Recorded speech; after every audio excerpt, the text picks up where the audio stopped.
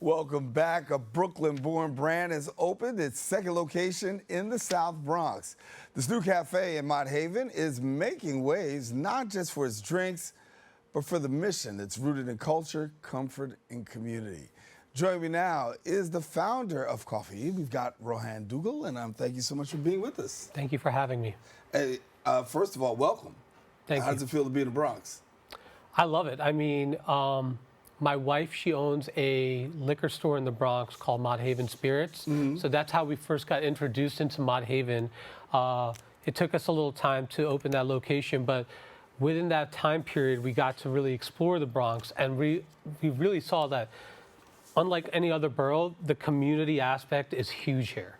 And like that's what we gravitated towards. We felt like the ethos of Kofee's would work well in the Bronx, and that's what led us to taking the leap of faith and opening up our second location. But Rohan, you're talking more than just coffee, though. Yeah. So it's an experience, right? And it's an exposure. What's behind the whole, the mission, if you will? Okay, so when we first introduced Kofee to Brooklyn, the goal behind it was to create a grab-and-go cafe where individuals can learn about the baristas, learn and develop a relationship with them.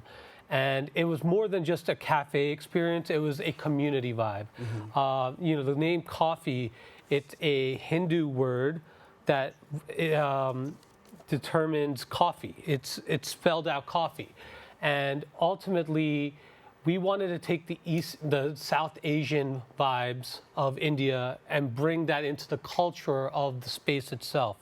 You won't see that in the coffee per se or the food, but it is in the vibe as far as people coming, engaging with one another, being able to work out of the space, and ultimately create connections outside of the cafe experience with people that they meet there. Yeah.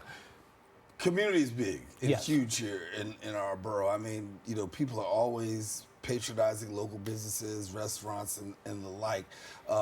With your wife having that business, the liquor store, how much did you really interact with community in terms of designing and saying, listen, this is what I want this space to be about? You know, we did not take in the account of the community. The goal was to create something that was outside of the community itself, and just kind of implant it into the Bronx and see how it would work out. I think it's worked really well. People are really appreciative of the craftsmanship we put into the space itself, and people feel like it's like a cafe from Tribeca, but it's in the South Bronx. Right. Being that we're all New Yorkers, we're all on the move and the hustle is there, that grab-and-go experience is really key, huh? I would say so. It all depends on each community. So like in Brooklyn, that is a big thing, grab and go and move forward. Over here, it's more family oriented. I would say that people spend more time in the location itself. Maybe they're not working as much as they are in like other boroughs, but they're spending time, they're communicating with the people they're with. It's a really community-based experience for everybody. The ribbon cutting. Yes. Your thoughts. I mean, obviously an opportunity to really just say, hey, we're here, but not just, hey, we're here. A lot of people were there to support, hey, we're here. Yeah. First and foremost, I'd like to thank the Maven building. They were a part of that experience. They helped put that together. They've been a great partner, great landlord for myself. And, you know, it was an unbelievable experience. You know, I didn't know what to expect going into that day as far as the ribbon cutting goes, but so many people showed up. There were some great speeches, and you know, it was a touching day. Yeah, and you're bringing small business to to really an underserved neighborhood, you know, and now to have your business there, what's it mean to have it right there in the heart of Mott Haven? I love it. I mean, I think that, you know, as new buildings are appearing and they are redeveloping the neighborhood, we are going to be one of the pillars that brings forward Mott Haven to its new direction, its new future. And there's some architecture that we can talk about too, right? There's some architectural significance. What do you mean? So I understood that there's a Maven by Siddharudi talking about Maven per se, how Maven is, the architecture, and then taking that and looking at your space. How do the two compare? Well, I think there's a great contrast. I mean, the Maven is very art forward. Like they are very, they resonated with the Bronx in the sense of they utilized the community to develop their space, and it resonates with the Bronx community. Our space contrasts that in the sense of it's more modern, it's more lit, and ultimately it has that classic cafe experience. When somebody walks out of your experience, what do you want them to take away, Rohan?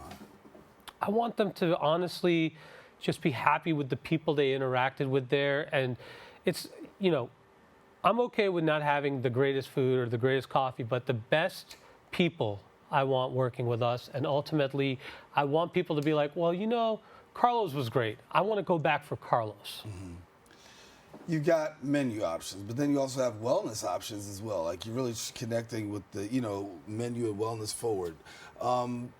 As you look right now at the menu that you have, what was behind the menu and how did you get to the place of saying, okay, this is what I want that's going to stick. This is what I think people will go for. It's a collaborative effort. My wife's a part of it. I have a few other people involved with it. And ultimately, it just comes down to trying the product, seeing what we can price it at, and if it resonates with the crowd. If it stays with the crowd, for instance, we have a cinnamon bun that people love at $6, and it's a staple now. But like we try it out, we experimented with like being the food of the week, and then if it sticks, it sticks. What are the similarities you find between like Brooklyn and the Bronx? I would say that people want to spend time in the cafe itself, in both experiences. In Brooklyn, you see a lot of people working out of the cafe and not necessarily interacting with each other. In the Bronx, you have the same experience, but not as much. It's more about people coming with their friends and family members and just having a nice time out. Yeah. So, future plans. I mean, I know you're just getting started here in the Bronx, but as you look and see where you are today, obviously after the ribbon cutting and seeing the people come through your doors, what do you say is next? I would say that the next step for us is to ultimately just implant our roots here in the Bronx, see what that leads to, and ultimately, if we can open up another location in the Bronx, we would love to do that.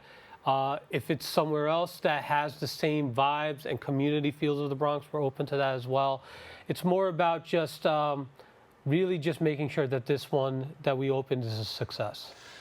And when we talk about Eastern Indian hospitality influence, right? That's huge because I think that you've got that going and people who walk in will have that experience. How do you define it though? You know what it is? I think it's the simple things. It's like remembering people's names. It's remembering drinks. It's ultimately caring.